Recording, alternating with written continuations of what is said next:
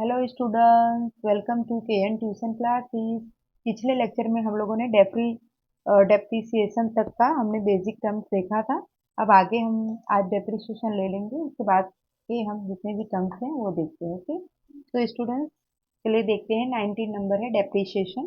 तो डेप्रीसिएशन की डेफिनेशन दिया है, every year the value of the assets is reduced by a certain rate. Amount which is reduced is called as depreciation. Depreciation is a non-cash expense of the business before making tax payment to the government. Depreciation is deducted. देखो depreciation क्या है, हम कोई भी हमारी कोई भी property होती है, मीन्स हमारा कोई भी व्हीकल्स होता है या कोई भी हमारे जो सामान होते हैं, मशीनरी होता है, उसमें हम हर साल उसमें डेप्रिसिएशन लगता है। मतलब हर साल वो उसकी कीमत रिड्यूस होती जाती है। ठीक है, तो वही होता है डेप्रिसिएशन। मतलब क्या होती है डेप्रिसिएशन? जो होता है वो year the value of assets is reduce. मतलब साल भर में उसकी जो वैल्यू है उस एसेट्स की वो रिड्यूस हो जाती है बाय अ सर्टन रेट। जो भी उसकी रेट है वो हर साल रिड्यूस होती जाती है। Amount which is reduce is called depreciation. जो अमाउंट रिड्यूस होती है, जो अमाउंट घटती है मशीनरी की, फॉर एग्जांपल मशीनरी की अमाउंट जो घट रही है उसे ही डेप्रिसिएशन बोलते हैं। Depreciation is a non cash expense. तो डेप्रिसिएशन क्या है? नॉन कैश एक्सपेंस है, नॉन कैश खर्चा है ऑफ द बिजनेस। बिजनेस का नॉन कैश एक्सपेंस है। Before making tax payment to the government depreciation is deducted. Okay, tax लेने से पहले गवर्नमेंट क्या करती है? जो भी मशीनरी होती, जो भी होता है सामान, उसके ऊपर क्या करती है? डेप्रिसिएशन डिडक्ट करती है, यानी माइनस करती है। ओके, हम एग्जाम्पल के थ्रू समझते हैं। तो स्टूडेंट्स यहाँ पे हम एग्जाम्पल के थ्रू समझते हैं डेप्रिसिएशन। ओके,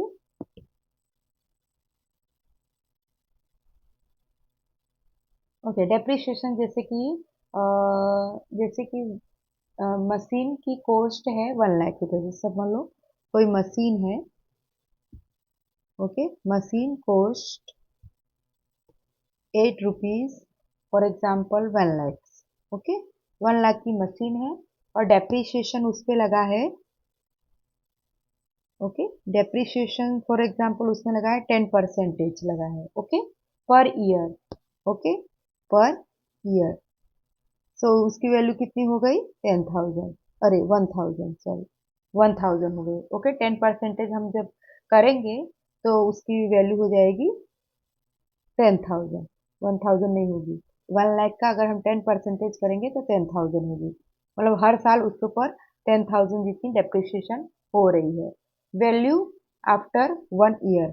अब वैल्यू आफ्टर 1 ईयर, 1 साल के बाद में उसकी वैल्यू कितनी रह गई? 19,000। ओके, 1 लाख में से 10,000 जो हमने 1 लाख का 10% डेप्रिसिएशन किया है, उसका 10,000 आया है। वो 1 लाख में से हम 10,000 लेस करेंगे तो 90,000 उसका होगी, प्राइस होगी, उसकी वैल्यू कितनी थी? 90,000।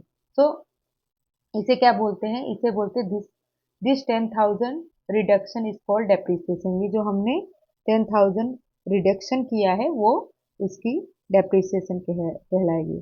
सो 10,000 reduction is called depreciation. Okay,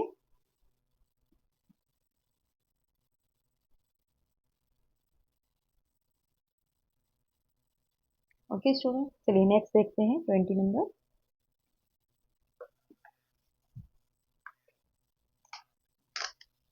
okay, 20 number में है पोस्टिंग। पोस्टिंग क्या है? इकोनॉमिक और financial transaction of the business are first recorded in the journal books और इन द सब्सिडरी बुक्स। देखो, जो इकोनॉमिकल, मतलब बिजनेस तो इकोनॉमिकल के बेस पे ही होती है, तो जो इकोनॉमिक और फाइनेंशियल ट्रांजेक्शन है वो सबसे पहले बिजनेस के जो बुक्स है, जनरल बुक्स या सब्सिडरी बुक्स बोलते हैं, उसमें रिकॉर्ड होती है। The process of recording the debit और credit effect of transaction is the account is known as posting.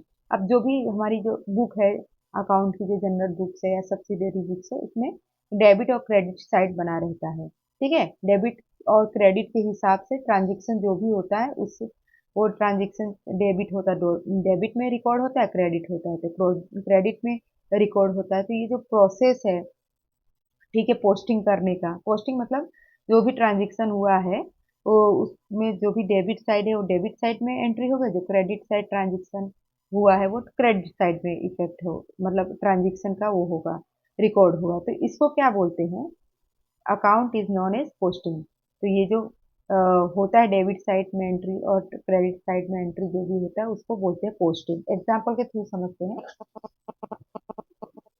Okay, so posting, posting means क्या है कि for example cash account debit 5,000, cash account debit of rupees 5,000 return in general, then this entry is written on debit side of cash ledger.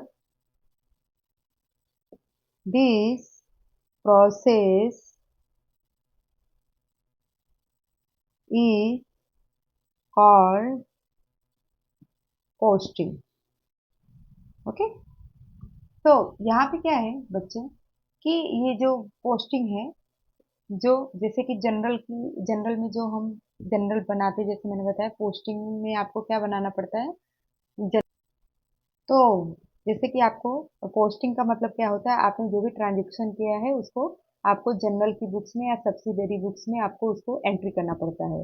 तो जो हम general में cash की entry करते हैं डेबिट साइड में 5,000, जैसे यहाँ पे एग्जांपल दिया है कि cash account debit ₹5,000 return in general. तो हम क्या करेंगे, जब हम जनरल बनाएंगे उसमें जो कैश अकाउंट बनाएंगे उसके डेबिट साइड पे हम 5,000 लिखेंगे। फिर इसे हम लोग क्या करेंगे, कैश लेजर की बुक बनाएंगे, उसमें डेबिट साइड में भी हम लिखेंगे। तो इस तरह से हम जो जनरल में और जो कैश लेजर में हम डेबिट साइड में इसकी एंट्री करेंगे कैश को, इस प्रोसेस को क्या बोलते हैं, पोस्टिंग बोलते हैं। ओके, पोस्टिंग यानी खतौनी करना, मीन्स एंट्री करना। एक जनरल की बुक में एंट्री करेंगे और एक कैश की बुक में एंट्री करेंगे, कैश लेजर में डेबिट साइड में। तो इस प्रोसेस को क्या बोलते हैं, पोस्टिंग। ओके, जैसे जैसे आप आगे नेक्स्ट चैप्टर सीखते जाएंगे आपको नॉलेज होती जाएगी एंट्री करेंगे तो। चलिए 21 देखते हैं हम, पेमेंट। ओके, पेमेंट्स क्या है। ओके, सो यहाँ पे पेमेंट बोला है कि money paid due to consequence of business transaction is known as payment. Like salary, payment, expense are also classified into two categories. First is capital expenditure means payment and second is revenue expenditure means payment. अब यहाँ पे payment किसे बोला है, payment मतलब क्या होता है, जैसे मान लो कि मैंने कोई मशीनरी की खरीदी थी, ओके, 50,000 का, तो वो मेरा पेमेंट हो गया। मैंने मशीनरी खरीदी, मैंने रेवेन्यू पेमेंट किया, स्टाफ को सैलरी दी, ये सब मेरा क्या कहलाएगा, पेमेंट कहलाएगा, मतलब मुझे देना पड़ेगा। तो ये सब आता है पेमेंट में। ओके, तो जैसे यहाँ पे क्या लिखा, money paid due to consequence of the business transaction is not payment. जो भी हमको मनी पे करना पड़ता है, जो भी बिजनेस हो या बिजनेस के जो ऑनर है उनको जो भी मनी देना पड़ता है बिजनेस में, तो उसे क्या बोलते हैं, पेमेंट। जैसे सैलरी देना पड़ता है, कि कोई बिजनेस है तो हर साल हर मंथ में सैलरी देना है, पेमेंट करना, कोई खर्चा हुआ बिजनेस में, ठीक है। तो इस तरह से जो पेमेंट करना पड़ता है, मतलब देना पड़ता है पैसा बिजनेस को, तो उसे बोलते हैं पेमेंट। पेमेंट को दो भागों में कैटेगराइज किया गया। सबसे पहले है कैपिटल एक्सपेंडिचर, मतलब कैपिटल के लगते खर्चे, और दूसरा है रेवेन्यू एक्सपेंडिचर। ओके, रेवेन्यू यानी आवक के लगते खर्चे। एग्जाम्पल के थ्रू समझते हैं तो आपको काफी आइडिया आएगा। ओके, पेमेंट का देखते हैं। So for example capital payment, जैसे मान लो कैपिटल का देखते हैं। Capital capital payment machine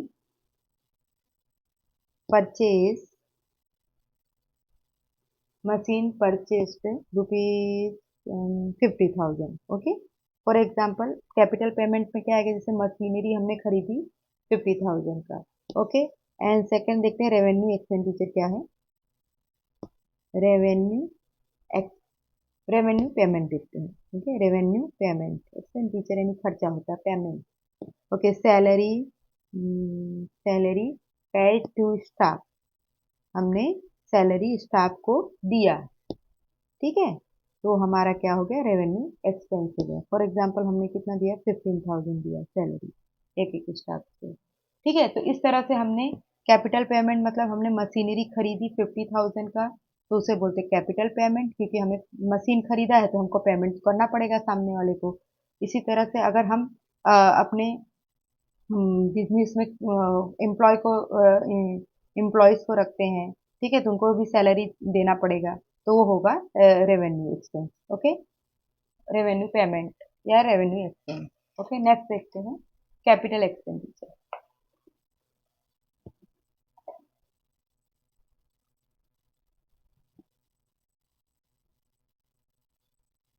capital expenditure,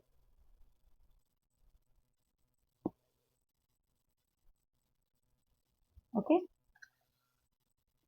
तो कैपिटल एक्सपेंडिचर देखते हैं।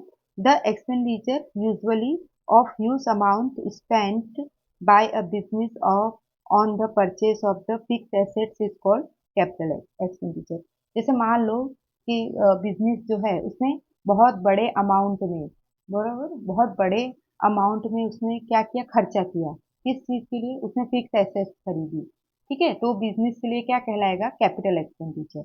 ओके, पर जैसे फॉर एग्जाम्पल यहाँ दिया गया है, purchase of machine, redemption of debenture etcetera are the capital expenditure. ठीक है, तो जैसे बिजनेस ने क्या किया, मशीन खरीदा या डिवेंचर उसने रिडम्पशन किया। ठीक है, तो ये सब कंपनी के लिए बड़ी अमाउंट कहलाती है। ठीक है, जो यूजुअली बिजनेस करती है, कंपनी खर्चा करती है, तो इसको बोलते हैं कैपिटल एक्सपेंडिचर। एग्जाम्पल के थ्रू समझते हैं। For example new factory machine, new factory machine purchased for 5 lakhs. This is capital expenditure. So this is capital expenditure.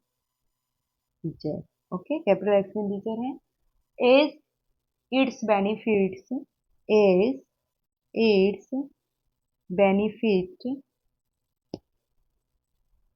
will last for many years. Will last for many years.